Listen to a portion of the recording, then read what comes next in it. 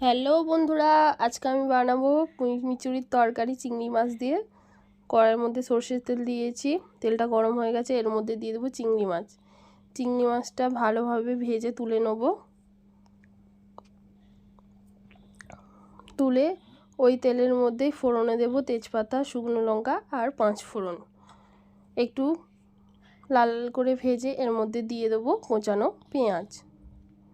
পেঁয়াজটা দিয়ে হালকা নেড়ে চেড়ে এবার দিয়ে দেবো ডুমো ডুমো করে কেটে রাখা আলু ও কচু।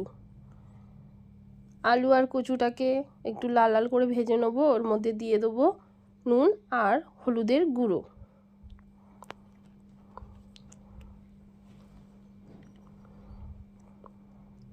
দিয়ে ভালোভাবে ভেজে এর মধ্যে দিয়ে দেবো ডুমো করে কেটে রাখা কুমড়ো।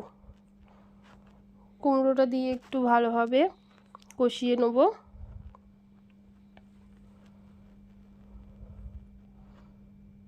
কষানোর পর এর মধ্যে দিয়ে দেবো আদা রসুনের পেস্ট 1 চামচ।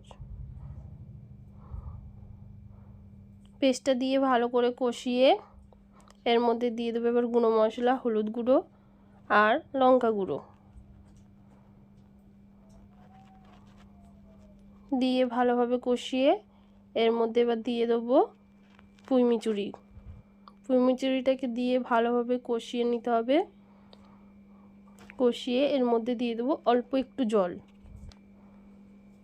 জলটা দিয়ে নেড়ে চেড়ে এবার ঢাকনা চাপা দিয়ে রেখে দেবো লো ফ্লেমে 10 মিনিটের মতো। দেখো ঢাকনাটা খুললাম, 10 মিনিট পর সব সবজি সেদ্ধ হয়ে গেছে ভালোভাবে। এবার এর মধ্যে দিয়ে দেবো আগে থেকে ভেজে রাখা চিংড়ি মাছ আর বেগুন।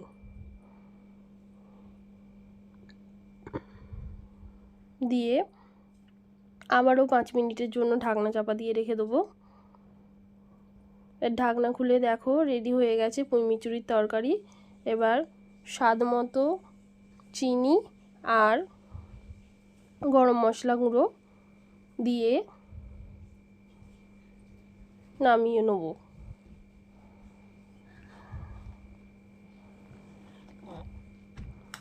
দেখো রেডি হয়ে গেল আমার পুঁই মিচুরির তরকারি।